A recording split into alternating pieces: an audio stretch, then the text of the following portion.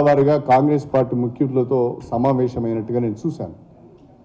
దాంట్లో వారు ఒక ప్రకటన చేశారు. ఉమ్మడి ప్రతి ఒక్క నియోజకవర్గానికి 10 కోట్ల రూపాయల స్పెషల్ డెవలప్మెంట్ ఫండ్ ఇస్తా అని చెప్పారు. ఇంకా ఆశ్చర్యకరమైన విషయం ఏంటంటే అది ఇన్ఛార్జ్ మినిస్టర్ ద్వారా ఆ పనులను మంజూరు చేస్తాము, మీరు వెంటనే పనులు చేపట్టండి, రేపు ఎన్నికలను గెలిచే విధంగా ఆ నిధులు వినియోగించుకోండి అని కూడా వారు సెలవు ఇవ్వడం జరిగింది. నేను అడుగుతున్నా ముఖ్యమంత్రి గారిని, పార్టీ సమావేశాలను ఎంసీఆర్ హెచ్ఆర్డీలో మీరు పెట్టవచ్చునా? పార్టీ సమావేశాలను, పార్టీ సమీక్షలను ఎంసీఆర్ హెచ్ఆర్డీలో మీరు పెట్టవచ్చునా?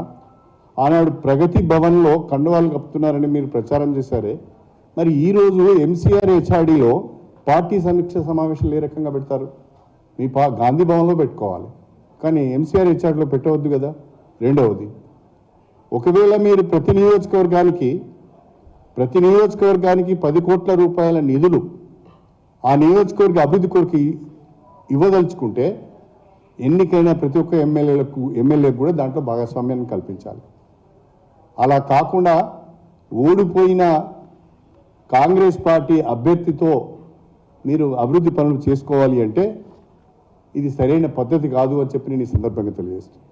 గత ప్రభుత్వాలు కూడా, ఆనాడున్న కాంగ్రెస్ ప్రభుత్వం కానీ ఆనాడున్న బీఆర్ఎస్ ప్రభుత్వం కానీ ఇన్ఛార్జ్ మినిస్టర్కు అధికారం ఇచ్చినా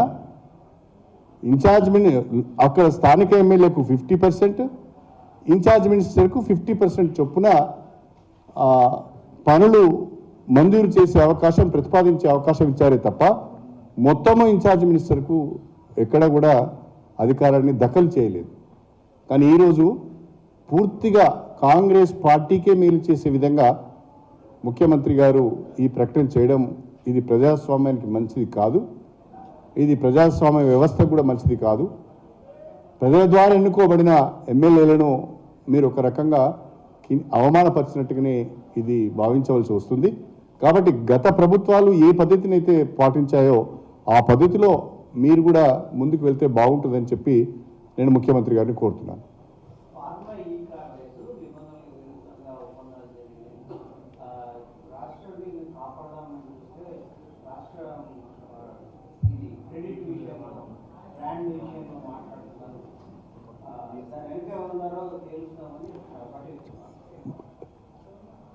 ఫార్ములా ఈ అగ్రిమెంట్ వెనుక ఎవరున్నారో రాష్ట్ర ప్రభుత్వము తేల్చదలుచుకుంటే మాకేం ఇబ్బంది లేదు, తేల్చండి.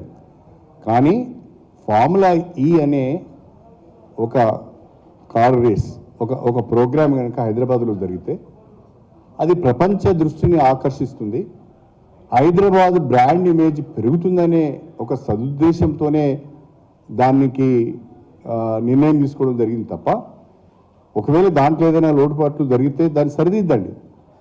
కానీ ప్రపంచవ్యాప్తంగా పార్టిసిపెంట్స్ ఉండే క్రమంలో ప్రపంచవ్యాప్తంగా హైదరాబాద్కు ఒక గ్లోబల్ సిటీగా బ్రాండ్ ఇమేజ్ వచ్చే పరిస్థితుల్లో దాన్ని రద్దు చేయడం సరైనది కాదు అనేది మా అభిప్రాయం. ఒకవేళ ఎవరైనా పొరపాటు చేసి ఉంటే, అగ్రిమెంట్లో ఏమైనా పొరపాట్లు జరిగి ఉంటే మీరు ఎంక్వైరీ చేయండి, చర్యలు తీసుకోండి. కానీ పొరపాటు జరిగిందని మొత్తం ఫార్ములా ఈనే రద్దు చేయడం సరైనది కాదు.